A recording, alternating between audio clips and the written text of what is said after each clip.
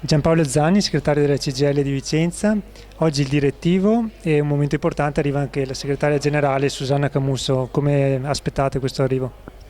Abbiamo chiesto e Susanna ha accettato volentieri di essere con noi oggi perché abbiamo la necessità di fare il punto su temi molto importanti, molto sentiti nelle aziende, nelle fabbriche, nei nostri territori, vale a dire a che punto siamo con la trattativa col governo sulle pensioni, come si rinnovano i contratti nazionali di lavoro perché abbiamo 10 milioni di lavoratori che stanno aspettando e le conseguenze di questo blocco, rallentamento della crescita del paese che possono esserci sul lavoro, perché già abbiamo tante persone che cercano lavoro perché l'hanno perso. Questo rallentamento ci preoccupa molto, chiediamo al governo di intervenire.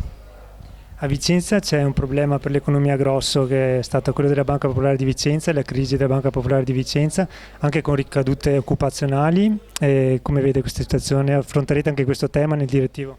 Sì, nella mia relazione introduttiva, parlando un po' della situazione vicentina, illustrerò alla segretaria nazionale due temi specifici in particolare. Il primo sicuramente è quello della Banca Popolare e di Veneto Banca.